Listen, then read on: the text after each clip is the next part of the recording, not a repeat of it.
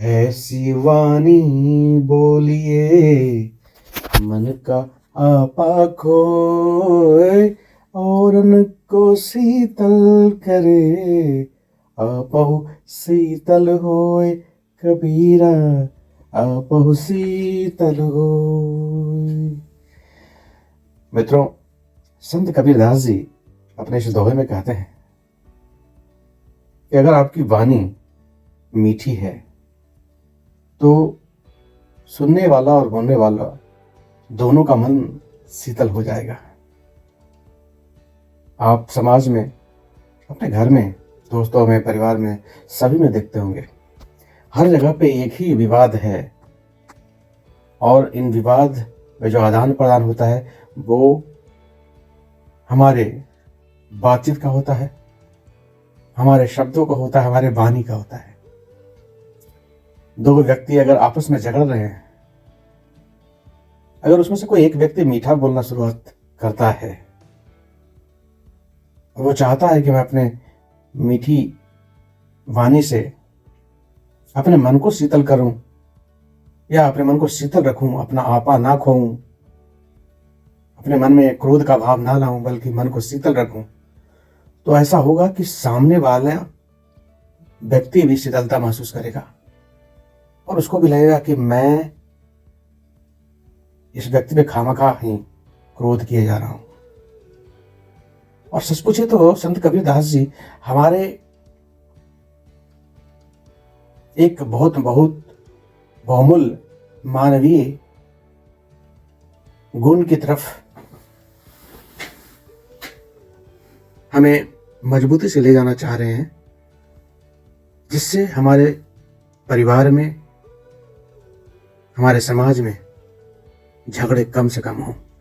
आज देखेंगे विवाद का सबसे बड़ा कोई अगर मुद्दा है तो वो बातचीत ही है। मुझे उसने ऐसा कर दिया, मैंने उससे ऐसा कहा, वो मुझे ऐसा क्यों कर दिया। तमाम तरह की बातें हैं, आप समाज में देखते होंगे, परिवार में देखते होंगे। तो प्रेम रस से भरा जो बातचीत है, ऐसी वाणी जो आपको अंदर से शीतल कर दे। अगर आप क्रोध में भी हैं, अगर कोई मीठे वचन बोलने वाले परिवार में आपके हैं, और अगर मीठी जुबान वहां जब अपना काम करने लगती है ना, तो उस समय सभी के मन में एक ऐसा रस प्रवाह आता है कि चलो इस रस प्रवाह में ही पहले डुबकी लगा लेते हैं। ऐसा उस क्रोधी व्यक्ति का भी मन करता है, और अगर उसका मन उस तत्काल समय में ना करता है तो बाद में उसे शर्मिंदगी होती है कि काश मैं भी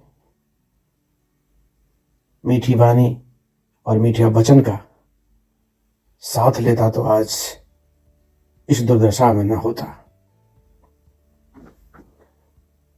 आज मानवों के बीच में जो दुर्दशा का कारण है, जो आज द्वंद्व का कारण है, वो मीठे वचन का अभाव ही है।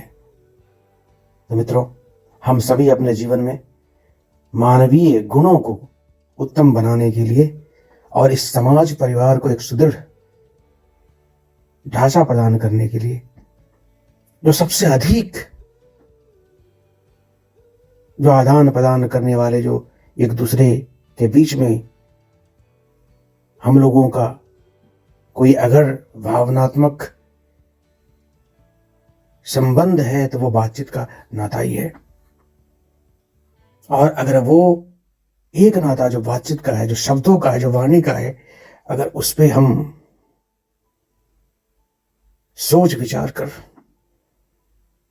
अपने मीठे लफ्ज का, अपने सुंदर वाणी का और प्रेम रस से भरा शब्दों का अगर इस्तेमाल करें तो हमारे जीवन अत्यंत सुखमय होगा।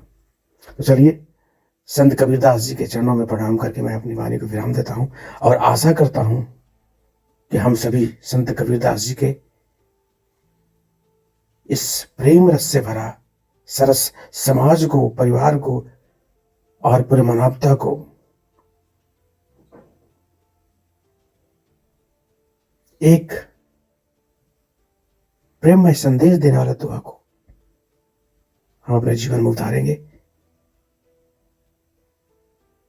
और मानवीय मूल्यों को उत्तम से सर्वोत्तम की ओर ले जाएंगे। इसके साथ ही मैं अपने वाणी को विराम देता हूं। नमस्कार। संत कबीरदास जी की जय।